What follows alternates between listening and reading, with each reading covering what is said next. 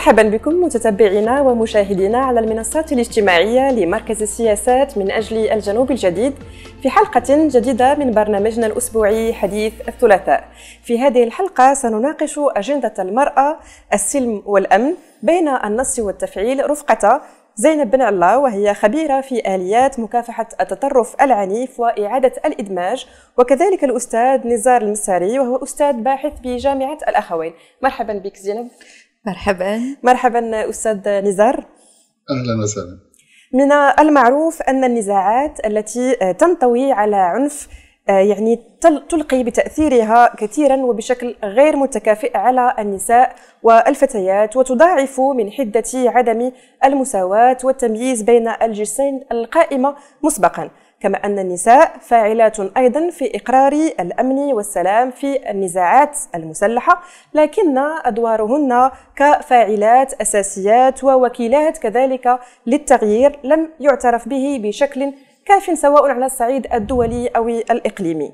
إن الإقرار بالفهم المختلف للمرأة وخبراتها وإمكانياتها ودمج كل ذلك في جميع جوانب عمليات حفظ الأمن والسلام التابعة للأمم المتحدة هو أمر جوهري لنجاح جهود الأمم المتحدة لحفظ السلام على جميع المستويات.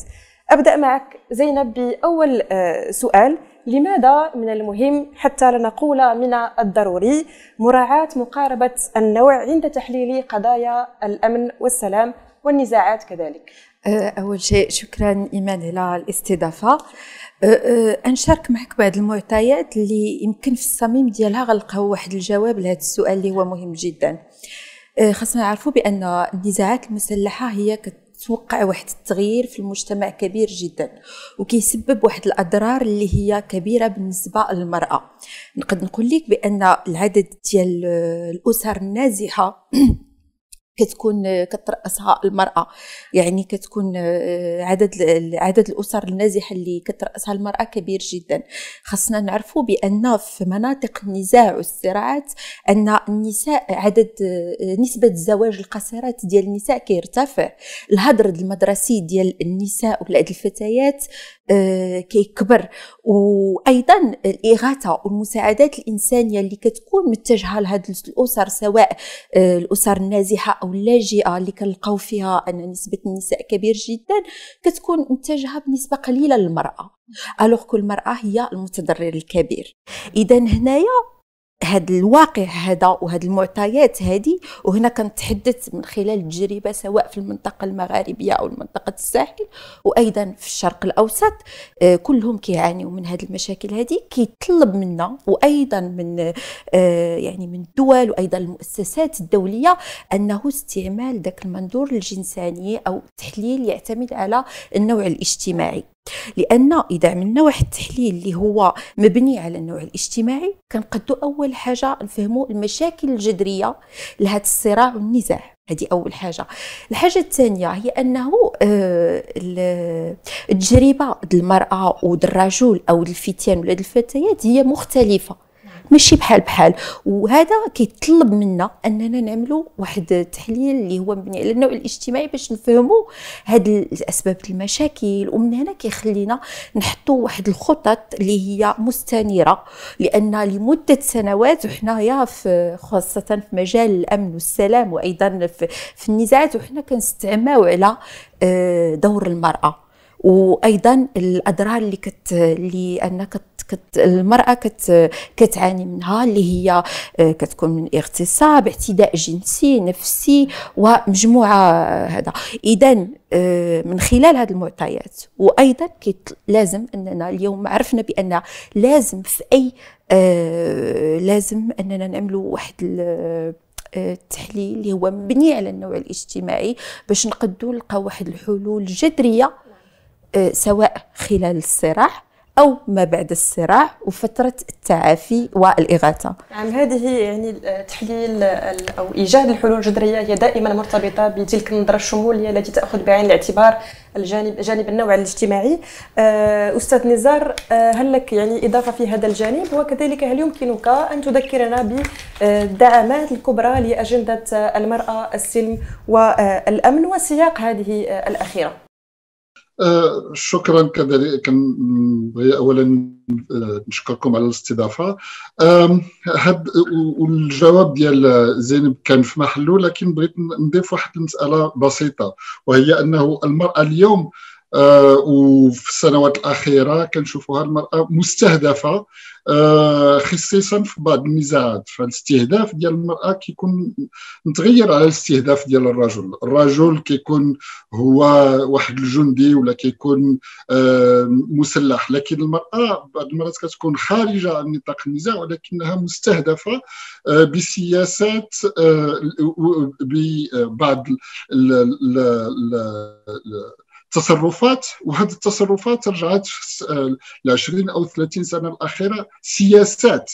فمثلا سياسة الاغتصاب، اعتمد على سياسة الاغتصاب في حرب البوسنة والهرسك، على سياسة الاغتصاب في حرب في في رواندا. هذه الحروب هذه كلها شفت الاغتصاب رجع نوع من سياسة مبرمجة من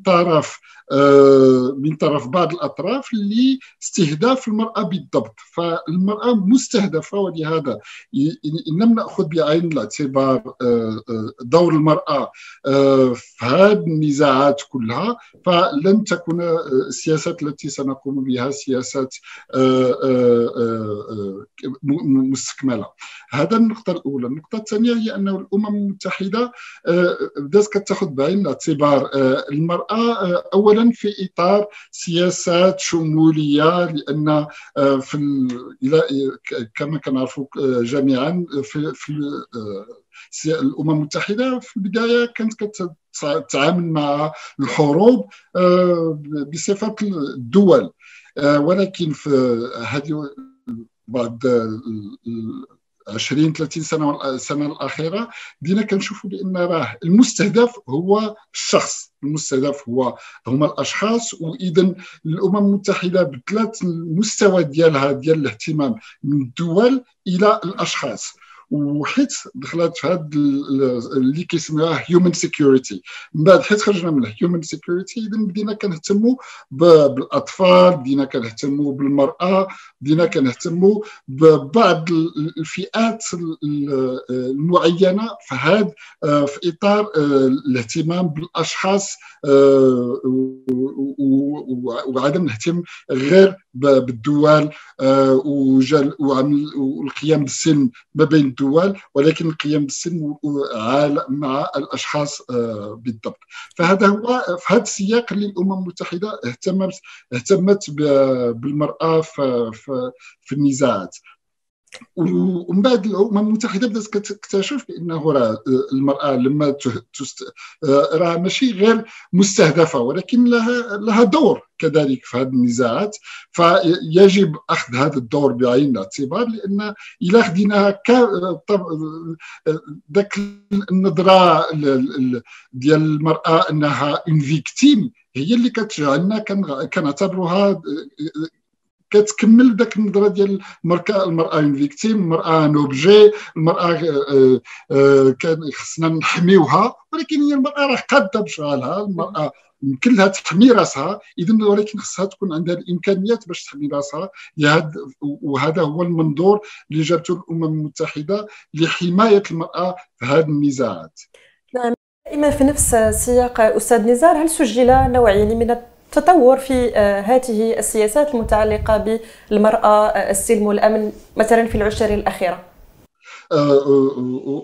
وقعوا بعض التطورات المهمة بالنسبة في هذا الموضوع هذا، لأن هناك واحد العدد ديال الاتفاقيات الدولية التي وقع عنها، والأمم المتحدة بنفسها قامت بتوعية كل الأطراف اللي تهتم بهذا الموضوع في عدد من ريزولوشنز ديال الامم المتحده. فطبعا وقع بعض التطور، وهذا التطور لا يجب ان يستهان به، لانه جعل كل الفاعلين من المجتمع الدولي، من الدول، من المجتمع المدني، واحد العدد الفاعلين بداو كيهتموا بهذه المراه. وظهر لي زينب عندها بعض المعطيات الاضافيه في هذا الموضوع. أمر إليك. إذا أكيد وغنضيف الأستاذ نزار شنو قال، وأيضا السؤال ديالك اللي مرتبط باللي القرار اللي كان هو قرار أساسي ومهم جدا ومحوري في الدور ديال المرأة في الأمن والسلام، اللي هو قرار 1325 اللي تم اتخاذه في 31 أكتوبر سنة 2000، واللي هو كان واحد القرار تجاوب مع هذاك الحاجة، لأن لازم يكون عندنا واحد الإطار دولي لحماية المرأة يعني في وقت النزاع أو ما بعد النزاع. وهو فيه 18 المادة اللي كيعتمد على 4 الركائز اللي هي أساسية ومهمة جدا، اللي هي الوقاية من تأثير النزاعات، يعني وقاية المرأة،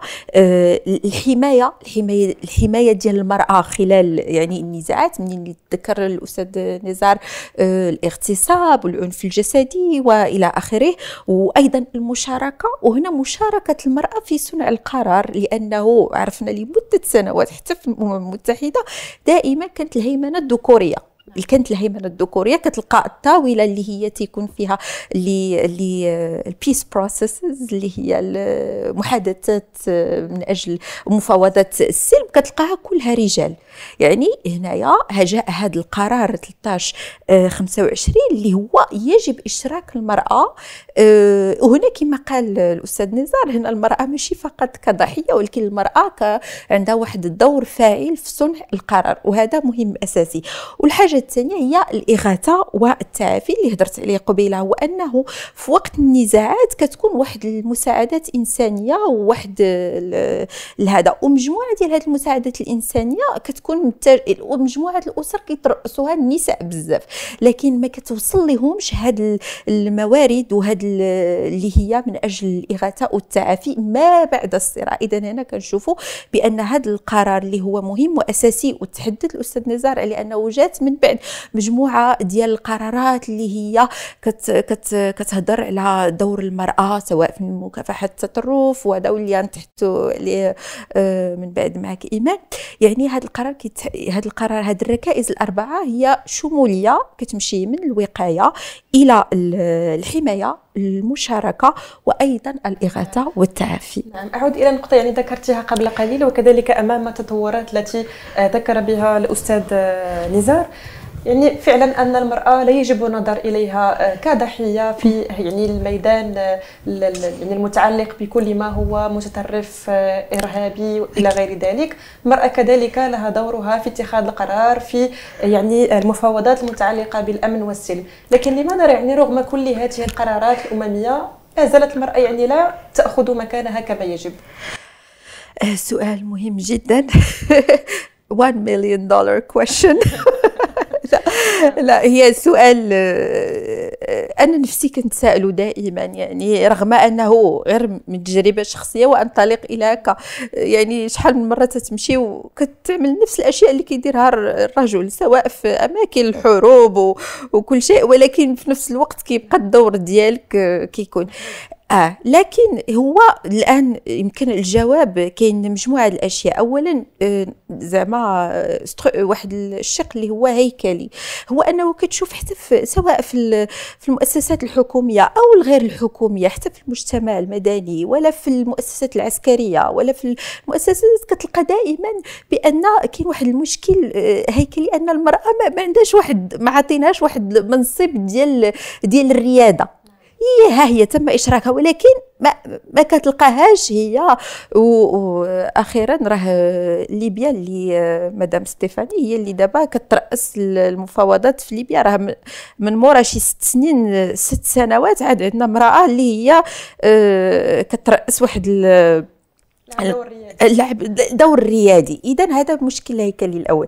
اذا المشكل الثاني هو نهضروا على هو انه حنايا كنعيشوا، ماشي كنهضر على المنطقه فقط المغاربيه والساحل ولا حتى في الدول الاوروبيه الامريكي شمال امريكا كلهم، هو انه كاينه البنيه الابويه الذكوريه في المجتمع. هذه موجوده كانت في الامم المتحده، هما انه هذه الاجتماعات اللي تتكون هي فيها مفاوضات ديال الامن والحرب، الامن والسلم، تيكونوا كلها في مهيمن، الرجل يهيمن عليها. اذا هنا جايه من داك الذكوريه وداك البنيه اللي هي يعني لو سيستيم باترياركال الابوي اللي هو مترسخ في هذا. اذا هذه كاين عاوتاني، انا هذا فقط يعني بعض الاجتهادات كنشارك معك بعض الافكار، لكن يقد اشخاص اخرى ما تتفقش معايا وعندها افكار اخرى.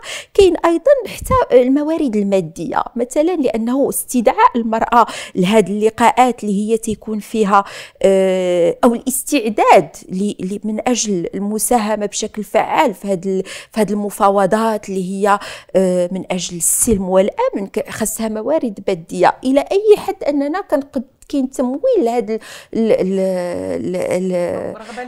رغبه التمويل من ناحيه النساء او المنظمات النسائيه.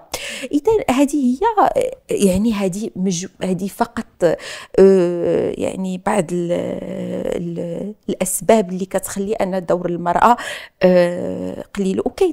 وعاوتاني كاين اشياء اللي كتكون هي متعلقه بال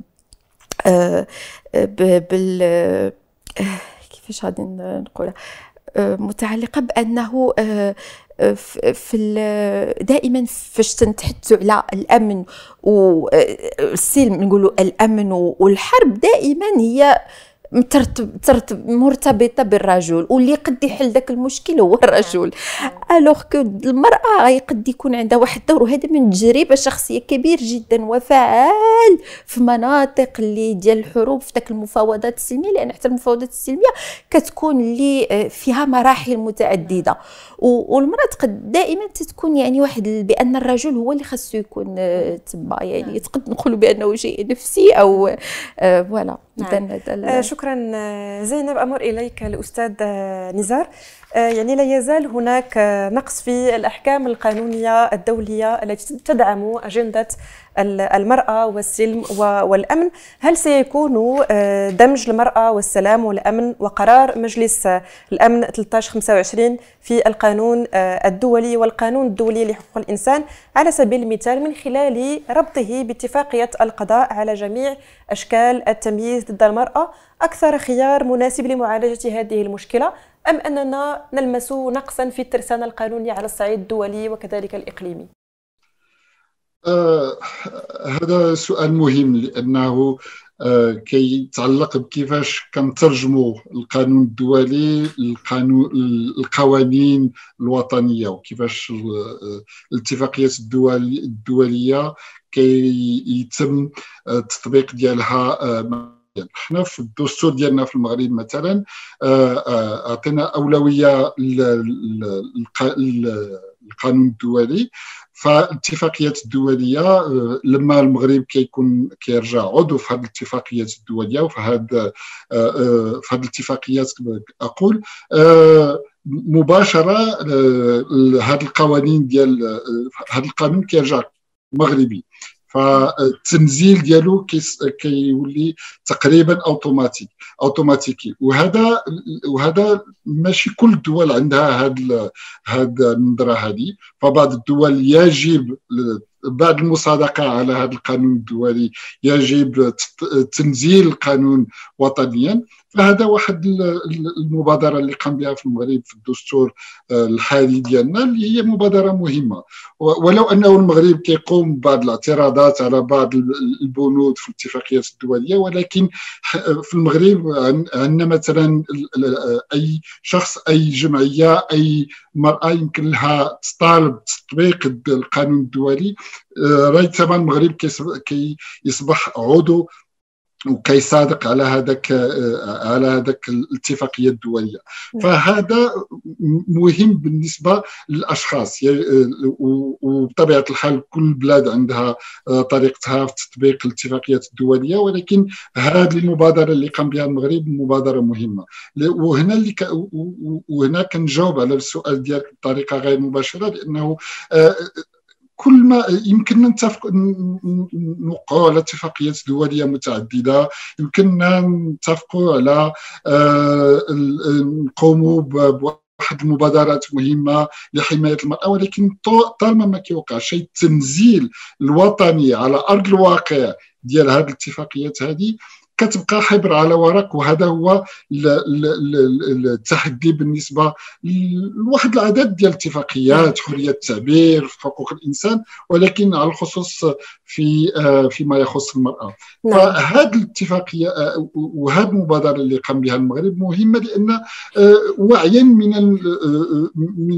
من المغرب انه المجتمع ديالنا ذكوري، المجتمع ديالنا ابوي، فغيكون صعب اننا نقوم ببعض المبادرات وتعديل كل القوانين ديالنا. فلهذا مفتوح الباب للفاعلين السياسيين، الفاعلين الجمعويين والاشخاص انهم يطلبوا الحمايه ويقبلوا ويطالبوا بتطبيق هذه الاتفاقيات الدوليه والقانون الدولي في المغرب. نعم. فاهم السبل لتنزيل القانون الدولي محليا هي تطبيقه وتنزيله في القانون الوطني، في القوانين الوطنيه.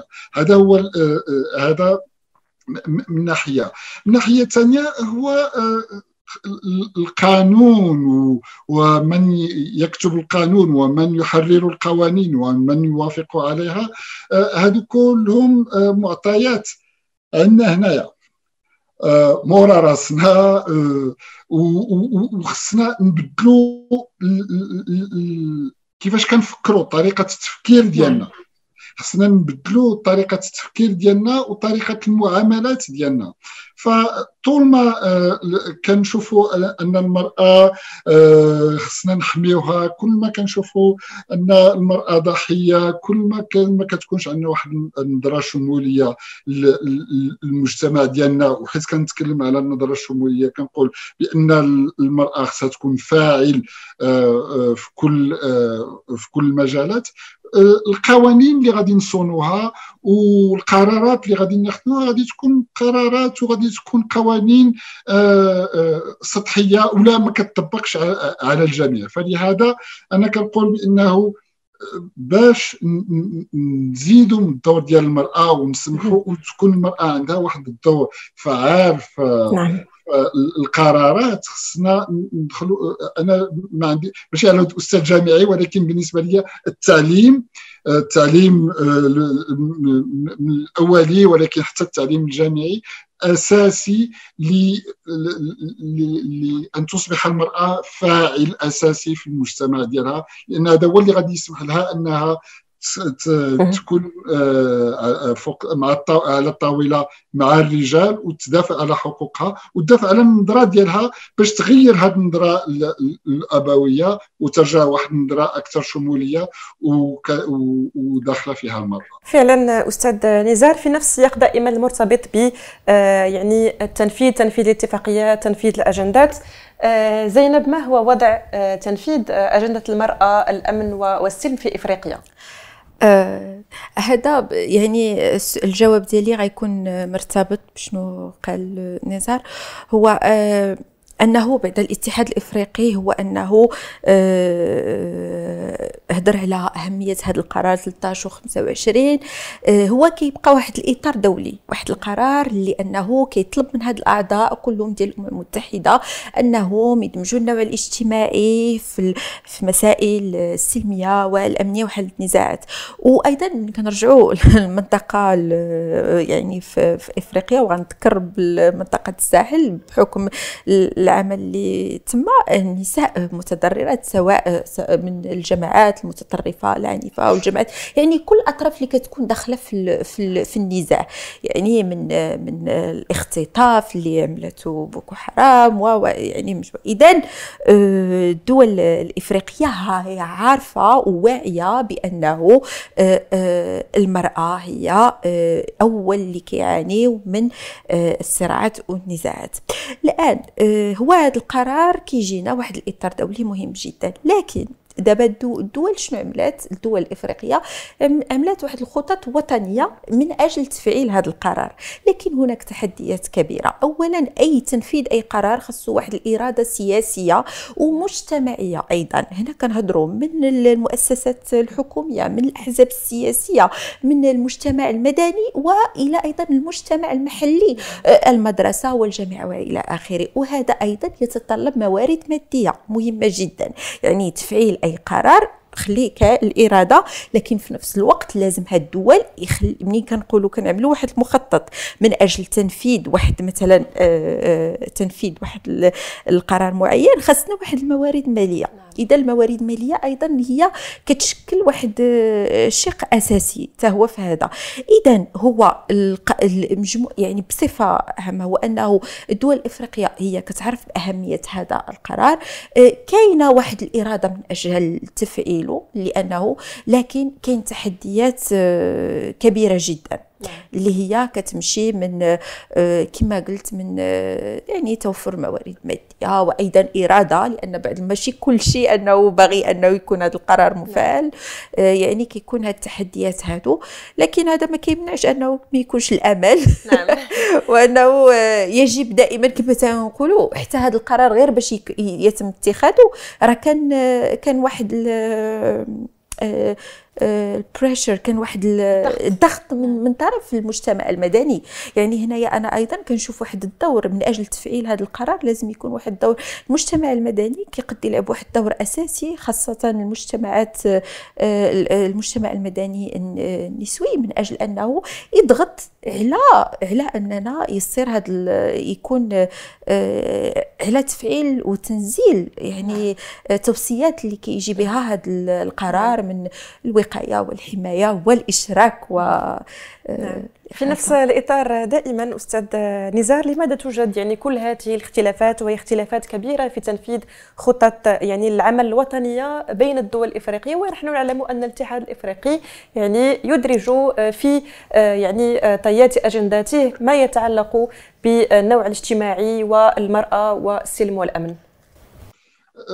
ظهر لي السؤال في السؤال كتعملي الاصبع ديالك على فين هو الجواب، والجواب كائن انه هذه مجتمعات ماشي مجتمعات، ما كاينش واحد الهوموجينيتي ما بين هذه المجتمعات كلها، فهي مجتمعات مختلفه عندها مكونات مختلفه، وكل مجتمع ومجتمع فيهم عندهم واحد التجربه وعندهم واحد التاريخ اللي كيجعلهم كي يتصرفوا مع المساله المراه بطريقه متغيره. فبعض البلدان الافريقيه المراه عندها فيها حقوق اكثر من بلدان اخرى، بعض البلدان الافريقيه المراه عندها حضور في المجتمع اكثر من بلدان اخرى، بعض البلدان الافريقيه المراه عندها دور كبير في السياسه اكثر من بلدان اخرى.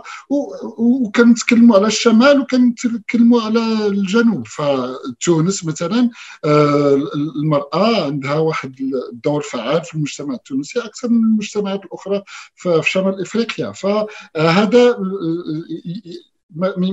وهذا هو اللي كيظهر لي مهم لما نتكلموا على افريقيا. ما يمكنناش نشوفوا القاره ككل، راه القاره الافريقيه فيها واحد العدد ديال المجتمعات متغيره وحضارات متغيره ونظرات الى العالم متغيره، وخصنا الانتباه ديالنا يكون دائما على هاد العوامل المتغيره في هذه المجتمعات الافريقيه. واللي نبغي نثير الانتباه كذلك هو انه النظره ديالنا دائما كتبقى على الطابق الاعلى ديال هذوك اللي يجلسوا حول طاوله المفاوضات، هذوك اللي كيكونوا كياخذوا القرارات، ولكن لتحت في المجتمع راه المراه كتقوم بواحد الدور اللي معترف به غير معترف به، المجتمع الدوله عطيها قيمه ولا ما عطيهاش قيمه، راه المراه كتقوم بذاك الدور مهما كان الحال. راه المراه كتساهم في عمليات السلام مهما كان الحال، لانها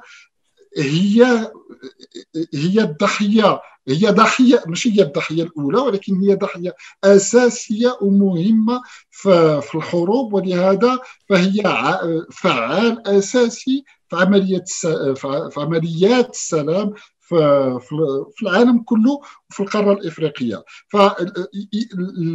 خصنا نشوفوا حيلا عندنا هذاك النظارات اللي خصنا قبل ما نشوفوا الفوق خصنا نهبطوا المستوى ديالنا ونشوفوا شويه لتحت باش ننتبهوا شنو كيوقع فعلا في العالم، حول في ارض الواقع، في ارض الواقع اللي فيه المرأة فعالة والمرأة عندها واحد الدور مهما قالت الدول وقالوا المسؤولين وكان الاعتراف أو ما كانش الاعتراف به. فنفاجأ بهذا الدور، ولكن ظهر لي علاش كنتفاجئوا بهذا الدور؟ لأن العقليه ديالنا عقليه ذكوريه، العقليه ديالنا العقليه ابويه، العقليه ديالنا هو انه الرجل هو اللي كيحمي المراه. العقليات هي اللي خصها تتغير باش تكون عندنا واحد النظره اخرى للمجتمع، حتى نعترف بالدور اللي كتقوم به المراه في هذه النزاعات. نعم استاذ نزار، لدي اخر سؤال ليك زينب. يعني قبل قليل ذكرتينا يعني بثلاث مراحل التي تنبني عليها الأجندة: قبل النزاع، خلال النزاع، بعد النزاع. أتطرق إلى هذا الجانب الأخير، يعني فيما يخص مكافحة التطرف العنيف. ما هي برامج مثلا يعني نزع السلاح وتسريح وإعادة الإدماج التي يتعين على المغرب تفعيلها لضمان يعني ألا تشكل عودتهم خطرا على الأمن في المغرب؟ أكيد سؤال الساعة، وخاصة يعني النساء والأطفال. إذن هذا هو من التحديات الأمنية اللي ماشي فقط المغرب كيواجهها، لكن دول في أوروبا وأيضا في المنطقة المغاربية كلها، تونس والجزائر والمغرب كلهم. يعني هذا من التحديات الأمنية اللي كنواجهوها اليوم. غنبدا معاك اذا احنا عرفنا بان المغرب انه خدا يعني واحد القرار بعودة النساء مع الأطفال ديالهم،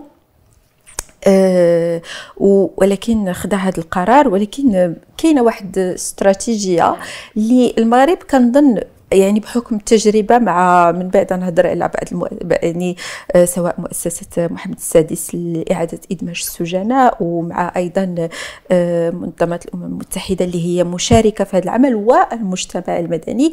المغرب راكم واحد التجربة في هذا المجال ديال إعادة التأهيل والإدماج من سنة 2003 أحداث الدار البيضاء. اذا كاينه واحد التجربه اللي راكمها، وعرف بان كاين بعض النجاحات وكاين بعض الاخفاقات اللي الان كنحاولوا اننا يكون يتنزل ارض الواقع واحد البرنامج اللي هو شمولي، وكيكون ما يخليش عوده هاد الاشخاص الى التطرف العنيف او الجماعات الارهابيه. اول حاجه هي بعدا كنعملوا واحد التشخيص اللي هو اساسي مهم، لانه الدوافع اللي هو نرجع للسؤال ديالك ايمان اللي هو الاول الاساسي، التحليل اللي هو مبني على النوع الاجتماعي، لانه الدوافع اللي خلات النساء يتجهوا للجماعات المتطرفه العنيفه، هنا غادي نهضر على داعش وعلى النساء اللي مشاو لمنطقه سوريا والعراق. العوامل او الدوافع اللي خلاتهم يتجهوا لهذه الجماعات هي مغايره على الدوافع اللي خلات الرجال. هنا هو داك يعني التجربه اللي دار المرأة مختلفة على التجربة. إذا بغيت نفعل في أرض الواقع واحد إعادة التأهيل والإدماج، خاصني بعدا نفهم شنو هي الأشياء اللي خلات هاد النساء يتجهوا لهذه الجماعات الإرهابية أو الجماعات المتطرفة العنيفة، وهذا وكي كيطلب واحد التشخيص وواحد الدراسات كتكون هي ميدانية باش نفهموا هاد الدوافع. الحاجة الثانية في نفس الوقت كنحاولوا ندرسوا السرديات او الناراتيفز، لانه خاصنا نعرفوا بان داعش او بوكو حرام اي جماعه متطرفه عنيفه هي استعملت النوع الاجتماعي. راهم اذكياء جدا لانه استغلوا النوع الاجتماعي في استقطاب المراه. نعطيك امثله. في الاول فاش بدات داعش استعملت الادوار التقليديه ديال المراه اللي هي كامهات ونساء. كنلقاو ان مجموعه النساء اتجهوا تبعيه وتبعوا الازواج ديالهم، وكاين اللي كانت عندهم علاقات غراميه مع هذا وتزوجوا بهم ومشاو. وهنا اعتمدوا على على ادوار تقليديه للمراه كزوجه. وكاين بعض الامهات اللي هم اتجهوا لانها تذكر الطول التقليدي للام. لكن واحد الفتره من موراء مع التدخل العسكري في المنطقه ديال سوريا والعراق بان داعش كاين في داك السرديات ديالهم اللي استعملوا دور المراه القيادي، انهم مشاو كيشوفوا في دور المراه في الغزوات والى اخره. هنا شنو شتي كيفاش انهم حتى هما شنقولوا مانيبيوليتد، يعني استعملوا النوع الاجتماعي من اجل الاستقطاب. وكيفاش حنا اذا بغينا نحطوا واحد استراتيجيه بانه هذا ما نديروش واحد التحليل ديال النوع الاجتماعي. اذا هذه هو الشق الاول، اذا هذا اساسي جدا. وهذا التحليل هذا باش نفهمه، لانه اي برنامج لاعاده التاهيل والادماج عندنا جوج اشياء اساسيه. اولا غادي نشتغلوا على الفرد لاعاده تاهيله، وثانيا غادي نحاولوا نشتغلوا على اعاده الادماج. لذلك كاين برامج اللي كتكون في المؤسسه السجنيه، برنامج مصالحه اللي عملوا المغرب هذا واحد المثال، وكاين ما بعد المؤسسه السجنيه، لانه كنلقاو مثلا مؤسسه محمد السادس ديال اعاده الادماج بشراكه مع المجتمع المدني ومع منظمات دوليه. هنا كنشوفوا واحد الشموليه في تنزيل وتفعيل برامج اللي هي، لانه ما يمكنش فقط غير في المؤسسه السجنيه او في كنهضر هذه بصفه عامه على اعاده التاهيل والادماج، لانه من بعد هذا الشخص هذا الاستمراريه ديال هذاك البرنامج كيكون في النجاح في الادماج ديالو في المجتمع المحلي، لانه تقد تاهلوا اقتصاديا تاهلوا، ولكن اذا ما يتمش الاشتغال على المجتمع وما بعد هذا سميتو، راه اذا ما تمش اذا ما تمش اعاده الادماج ديالو في المجتمع، راه ما يمكنش النجاح ديال هذه البرامج. هذه من واحد الناحيه. الان النساء بالضبط، النساء حنايا المغرب فاش كيجيو كاين المرافقات وكاين اللي غير مرفقه بالاطفال، يعني وهنا غادي نرجع لشيء اساسي. هو اولا هما صناع القرار، وانا هذا فقط من خلال التجربه، ماشي غادي نشوفوا المرأة كضحية، راه هي كتقد تشكل ايضا واحد الخطر امني، لان هذه المرأة كتقد تكون مازال متشبثة بافكار معينة، وهذه الافكار ماشي غير عليها، هي كتقد دوزها لهذوك الاطفال اذا كانوا مع الاطفال. لكن حنا هنايا امام بان باش دابا حنايا بحال قلتي امام واحد المشكل اللي هو كبير جدا. انا يعني حنا عندي تقد تكون ضحية وتقد تكون فاعلة. كي غادي نتعامل معهم؟ اذا هنا خاص واحد التتبع مهم جدا من الاجهزه الامنيه، من المؤسسات ومن المجتمع المدني. اذا اولا الضحيه والفاعله، ثانيا انها مرفقه او غير مرفقه بالاطفال. داكوغ. اذا كانوا بالاطفال، واش اذا خدينا هذه المراه مثلا وتوضعت في السجن وغادي تفرقها مع الاطفال ديالها، واش هذا غيكون ايجابي او غير ايجابي للطفل ولا لا؟ يعني هذه اشياء صعبه جدا، يعني اشياء لازم اخذها بعين الاعتبار في تنزيل وتفعيل هذا. لكن اللي هو الشيء الاول هو اننا نفهموا، ندير واحد التحليل اللي هو، ومن خلال الاشتغال كما قلت لك مع مراكز ديال المؤسسه في طنجه. وهذا غادي نجي ايضا المقاربه، راه ماشي غير مقاربه غير فقط المغرب، راه كاينه ايضا مقاربه جهويه ومحليه حتى نمشيو حتى يجب اخذ بعين الاعتبار الخصوصيات المحليه ديال كل منطقه. لان برنامج اللي غادي تاهلوا، البرنامج اللي غادي تفعلوا مثلا مركز ديال المؤسسه محمد السادس لاعاده ادماج السجناء مع المجتمع المدني المحلي في طنجه، راه يكون عنده اختلاف مع اللي غادي يتفعل في مراكش او في وجده او في هاد، يعني هادو معطيات اللي خاصها مهمه جدا.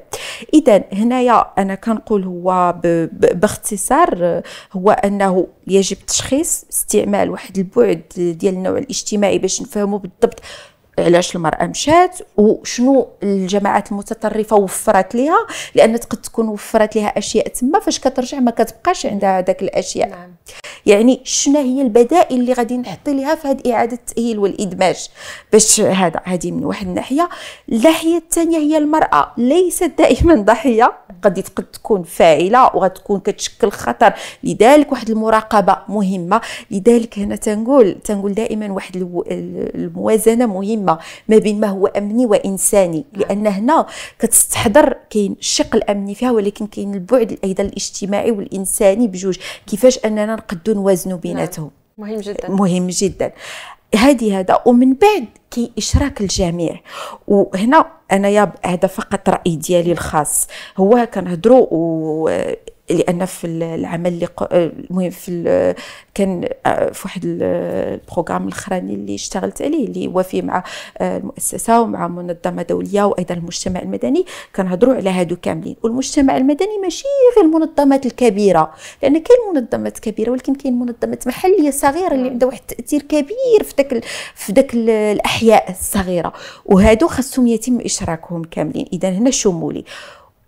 والحاجة الأخرى أنا دائما تقول لهم لماذا القطاع الخاص يجب أن ينضم إلى هذا، لأنه إذا كان القطاع الخاص يستفيد من الأمن والاستقرار ولا لا، يعني أنه هذاك الاستقرار اللي كيكون في البلد ولا ما تيكونوش هذا راه هو مستفيد منها. يعني أي ربح كيديروا راه ديما أيضا أي مستثمر أو أي قطاع خاص محلي أو دولي تيقول لك بؤشر الاستقرار في ذاك البلد. يعني حتى المساهمة في هذه الدينامية يجب أن تقتصر على مثلا المجموعات التي تعنى بشكل مباشر ب يعني التحديات والازمات المتعلقه بكل ما هو تطرف ارهاب الى غيره. وسورتو في اعاده التاهيل والادماج راه كاين التاهيل سوسيو اقتصادي. نعم. وراه من المشاكل الكبيره السوسيو اقتصاديه، يعني شراكات مع مؤسسه محمد السادس مع ديال اعاده التاهيل والادماج او مع ديال السجناء او مع المجتمع المدني، لانه باش يكون في الادماج الاقتصادي سوسيو الاقتصادي. يعني انا كنظن بانه شفنا في الدول الاخرى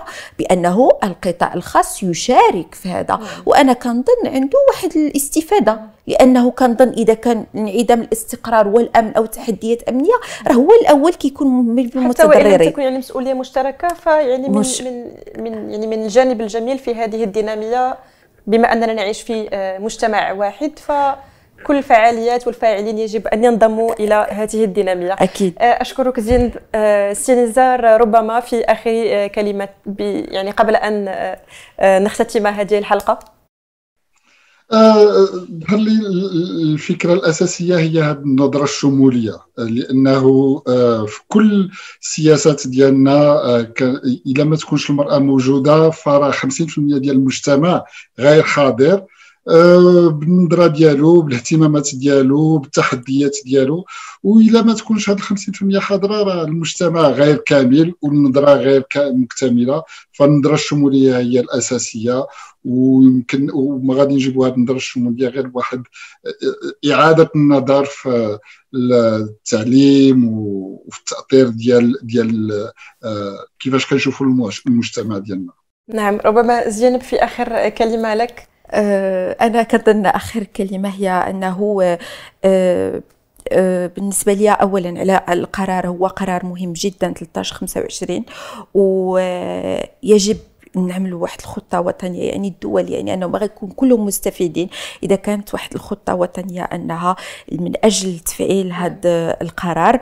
وأيضا بالنسبة للشق ديال التطرف العنيف ومكافحة الإرهاب دائما ناخذ بعين الاعتبار بأن المرأة ليست فقط ضحية ولكن قد تكون فاعلة. واي برنامج لاعاده التاهيل والادماج خاص يكون دائما واحد التحليل ديال النوع الاجتماعي اللي كياخذ ناخذ بعين الاعتبار هذا النوع الاجتماعي باش يمكن يكون لا يمكن الا ان نتفق مع هذه المقاربه. اشكركم يعني على المشاركه في هذه الحلقه. نصل هنا الى نهايه نقاشنا اليوم، ونجدد شكرنا لضيوفنا. زينب بن علا اذكر انها خبيره في اليات مكافحه التطرف العنيف واعاده الادماج. اشكر كذلك الاستاذ نزار المساريب وهو استاذ باحث بجامعه الاخوين. اشكر كذلك الطاقم التقني الذي يواكب برنامجنا كل أسبوع. شكرا لكل المتتبعين والمستمعين على المنصات الاجتماعية لمركز السياسات من أجل الجنوب الجديد، ونضرب لكم موعدا الثلاثاء القادم على الساعة 5:30 كعادتنا. شكرا لكم.